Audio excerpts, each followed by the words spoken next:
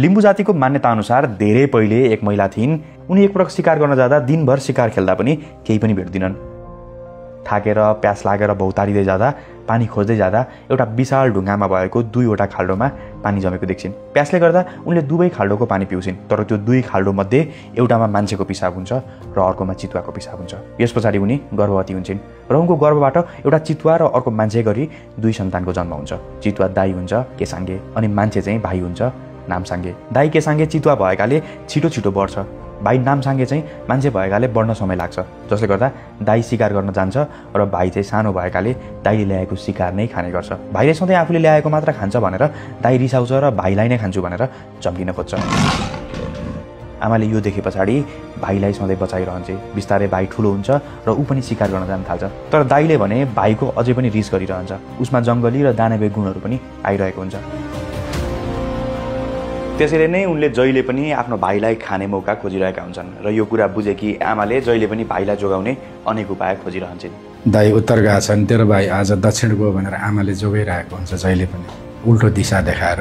अनि भाइले पनि दाई चितुवाले आफूलाई मार्न खोजेको भन्ने सधैँभरि थाहा पाइरहेको हुन्छन्। त्यसैले उनले यो कुरा बुझेर तम्बोर खोलाको किनारै किनार थुक्पेतेम्बे भन्ने ठाउँ पुगेर त्यहाँ 8वटा तीरबाण बनाउँछन्। त्यसमध्ये 7वटा राम्रो बन्छ, तर एउटा चाहिँ बिग्रेको भुत्ते बन्छ। त्यस पछाडि उसले त्यो सबै तीर लिएर घरमा आउँछ र आमालाई 2वटा कलशमा राखेको 2वटा अलग अलग फुल दिन्छ। एउटामा अन्दम अर्थात् बाबरी फुल हुन्छ, जसलाई लिम्बू मान्यतामा दानवीयताको प्रतीक मानिन्छ। अर्कोमा चाहिँ सेकमरी फुल हुन्छ, जसलाई मानवीयताको प्रतीक मानिन्छ।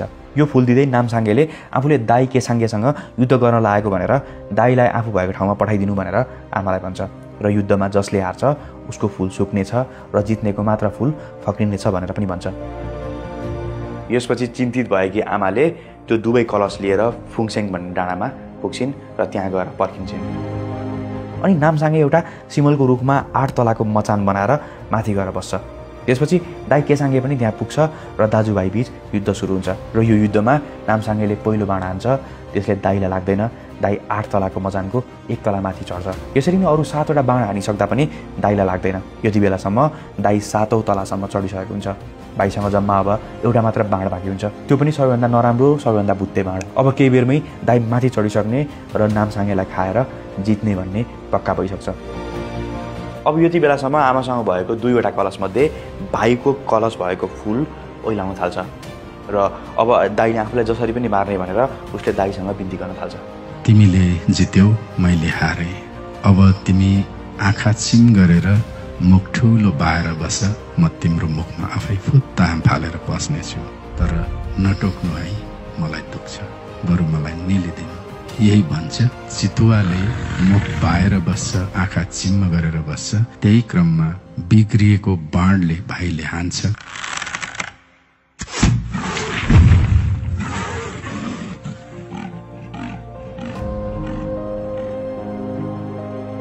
र यस पछाडि त्यो तीर लागेर दाई केसाङ्गे माथिबाट तल खस्छ र उसको मृत्यु हुन्छ। यति नै बेला उता आमासँग भएको फुलमध्ये भाइको फुल अचानक फक्रिन थाल्छ र दाईको फुल ओइलाएर मर्छ।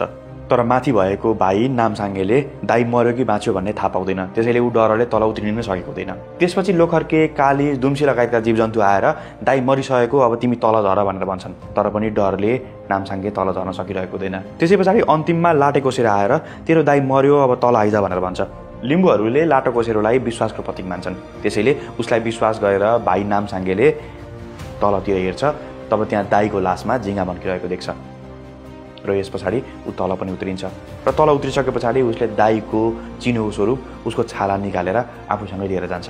तर त्यसरी लगेको छाला उनले जति सुकाउँदा पनि त्यो सुक्दैन। त्यस पछाडि उनी सेउ नामलाङ भन्ने डाँडामा पुग्छन्। त्यहाँ पुगे पछाडि भने त्यो छाला सुक्छ।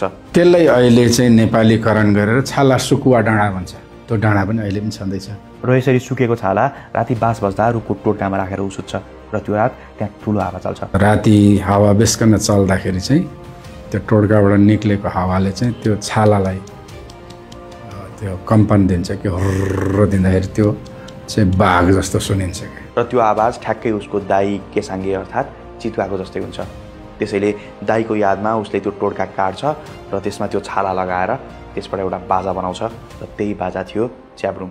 दाई खसे पनि उसको आवाज त जिउँदै हुने रहेछ नि भनेर त्यही रुखलाई काटेर त्यहाँ मोहरेर उसले बजाउँदाखेरि ठ्याक्कै दाजुको आवाज आउँछ। लिम्बू भाषामा चितुवालाई के भनिन्छ र चितुवाको छालाबाट पहिलोपटक बनेको मान्यता भएकाले यसलाई अझै पनि के भनिन्छ।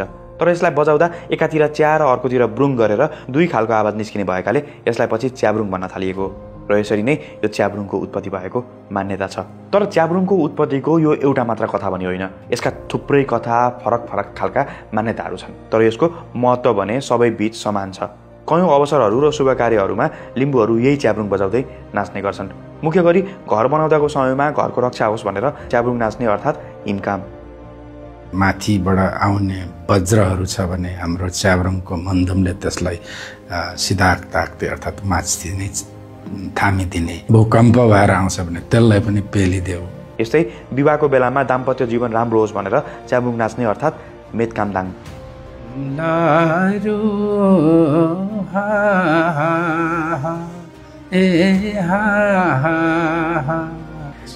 उनीहरूलाई चाहिँ अब यिनीहरूको जीवनको फुल राम्ररी फुलोस्, यिनीहरूको मनहरू राम्ररी मिलोस्।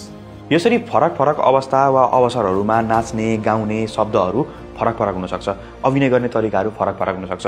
तर यो सबैमा विशेष भने हुन्छ च्याब्रुङ। लिम्बूहरू च्याब्रुङ नाच बाहेक पनि हाकपारे गाउँदा, धान नाच्दा, पालाम गाउँदा पनि च्याब्रुङ बजाउने गर्छन्।